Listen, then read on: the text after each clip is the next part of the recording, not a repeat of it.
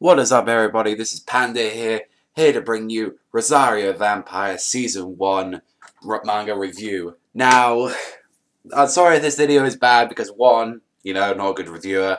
2, I'm still slightly ill from the cold, so if you hear me, if I sound a bit bunged up, I'm sorry, but I am not in great condition, but I really wanted to talk about this manga because I literally just finished the third season of the manga only a little while ago, but I just wanted to talk to her.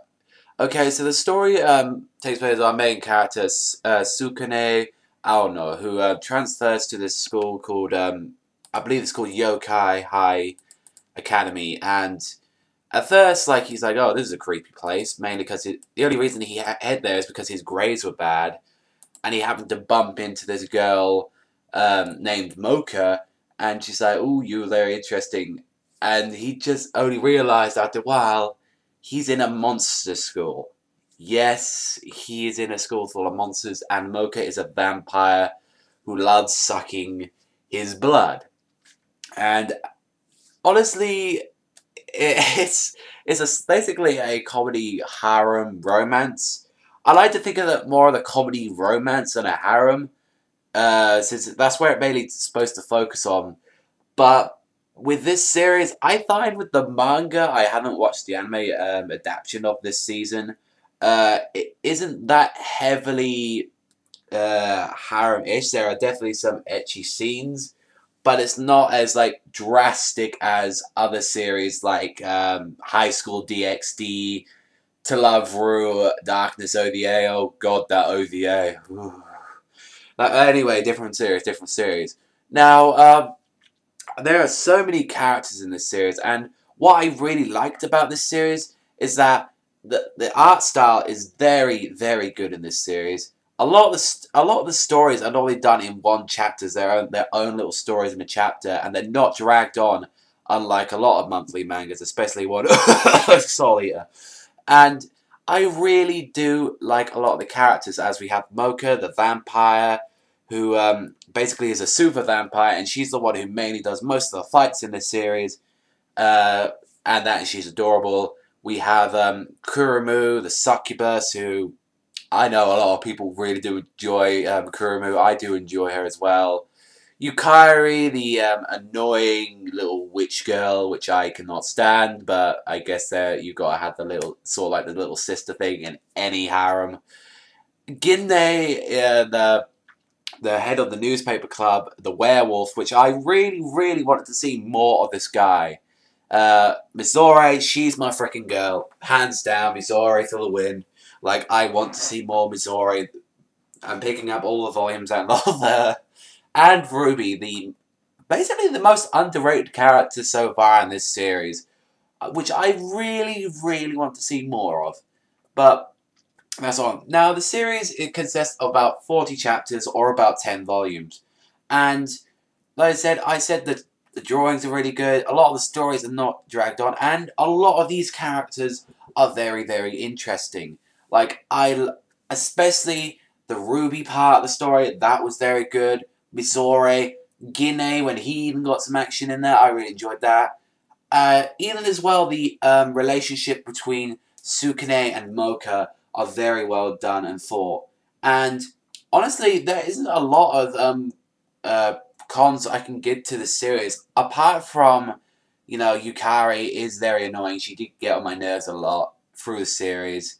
I didn't hardly get any Ruby, Gin, or Mizore time, since I feel like Ruby really should have got a lot more in this series. She did make a lot of appearances, but she didn't really get a lot of screen time than the others.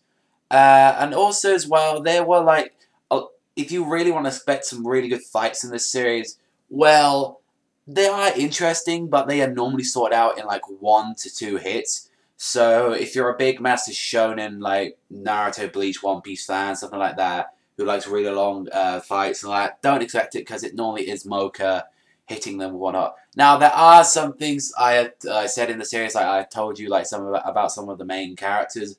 I don't want to go too deep into the story, but let's just say Sukune even gets his own chance to fight in this series, but I would really recommend reading this manga first. Now, I have been planning on checking on the anime. I know there are 2 seasons of the anime, and I think the first season is part of season 1 of the manga, and then I believe season 2 of the anime is part of the last part of season 1 and a part of season 2. Since there, from what I've seen on the boxes, there is a girl I haven't seen yet. I'm definitely going to check out the anime maybe one time since I know we're going to get the second season soon, I believe. And the third season is already out, but it's very expensive. But all I can say is I really am going to pick up the manga for this. Like, it's only like 39, I guess 39 chapters of canon, and the last chapter is just an extra. But honestly, these characters are really good. I enjoyed the series. You know, I've got to check out season 2 because I heard some crazy stuff goes down in season 2. Um, Also, as well, I just want to mention the ending as well to season 1 of Rosario. I enjoyed it because how it felt is like a never-ending story, sort of after that, or it's like, which really did hint on season 2, like we're always just gonna stay the same. That's how it is. But for this, I'm probably gonna give this series either an 8 out of 10 or a 9. But I'm probably gonna give it an 8, mainly just because of the there was just like some of the characters were a little bit annoying, and some characters didn't get screen time a lot more than others. I mean, honestly, which isn't that bad. Like, you get to see them all fair enough amount. But honestly, I'd recommend this series. Let me know in the comment section below. Have you seen Rosario Vampire? Have you watched the anime before? Should I watch it?